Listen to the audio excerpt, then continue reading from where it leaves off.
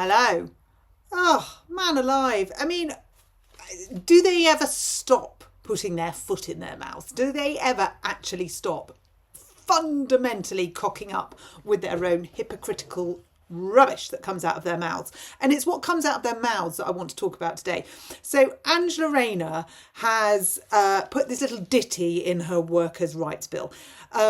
Angela Rayner, who, let's remind ourselves, said at Prime Minister's question she was going to unleash her inner scum. Why is that pertinent? Well, this is why that's pertinent, because in her workers' rights bill, she is going to roll out diversity officers whose job would be to ensure nothing harmful or distressing would be said within the hearing of someone who may be harmed or distressed by it. Do you want me to read it again? It doesn't make sense twice, but I'll do it just so that we can pretend it makes sense. The diversity officer's job is to be ensuring that nothing harmful or distressing would be said within the hearing of somebody who may be harmed or distressed by it. From the woman who called senior conservative scum, homophobic, misogynist.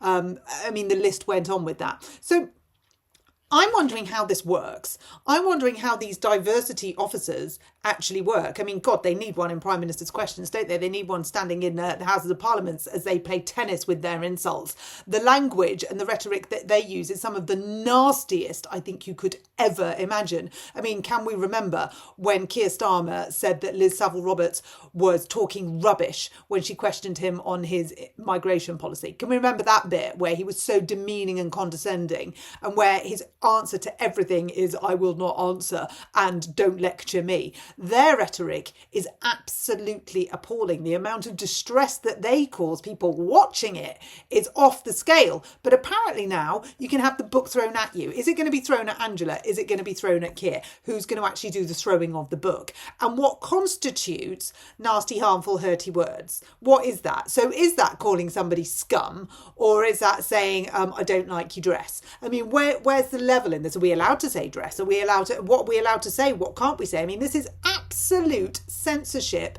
in the workplace. This is woke gone mad. It's insane. Do we clock in with our thoughts and only collect them at the end of the day? What are we supposed to do? How are we supposed to work if we have to think before we open our mouths? I mean, I thought the whole thing about evolution. You come and sit round my dinner table, this diversity officer will have a very busy job writing down all the nasty, hurtful things that they think might have been said, because at my dinner table, it's relatively robust and there's a lot of arguing forwards and backwards. There's teenagers, there's hormones, there's everything in the mix. But it's debate. It's conversation. It's learning what's acceptable. It's putting boundaries in. It's saying to somebody, calling them out, you may not say that to me. Don't you dare. It's learning where that line is and where you don't crossing. It's self-censorship. It's understanding what's socially acceptable and what's not socially acceptable. And the only way that you can do that is by making mistakes and learning, which is why at my dinner table, when it gets robust, sometimes I sit back and let it play out, because then they all of a sudden go, I didn't like that. That wasn't very nice. You need to say sorry to me. And when it's your older brother asking your little sister to say sorry, or the other way round, it hits home more than a diversity officer going, right, okay, I'm going to put that under section 2, paragraph 3 of nasty, hurtful words. Consider yourself warned. I mean, what happens? Do we get sacked? Do we go to work living in fear of what we say might end up as being sacked? Or do we just get to sit in the naughty corner for a week? Or do we just get told that we may not say anything by the water cooler for 10 days? And if you can be good for 10 days, then you can come back to the water cooler and engage in conversation. But we are listening. Big Brother is watching and listening to everything you say. Apart, of course, from if you're in the Houses of Parliament, and then you can say what you like, because actually it's okay if you're a Prime Minister or if you're a politician, you can say those nasty, hurtful words. Let's just remind ourselves of exactly what it was that Angela Rayner called the Conservatives, because this was, it was quite a mouthy, meaty onslaught.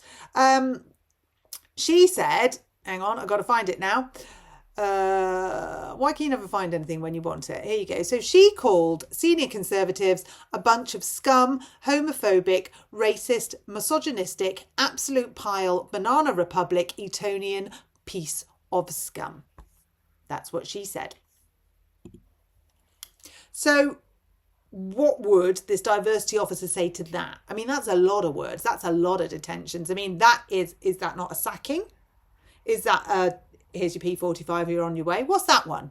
What under Angela's little workers' rights bill would that come under? I would put that under pretty inexcusable. But then, what do I know? I simply sit here and talk to all of you. What would you say? What would you say to Angela Rayner if she said that to you? Do you think that you need a diversity officer to give you a comeback? Do you think you need a diversity officer to protect you? Do you think you need a diversity officer to point out to her what she's just said is unacceptable? Or would you like the opportunity to do that yourself? I reckon you'd go for the latter. Me too.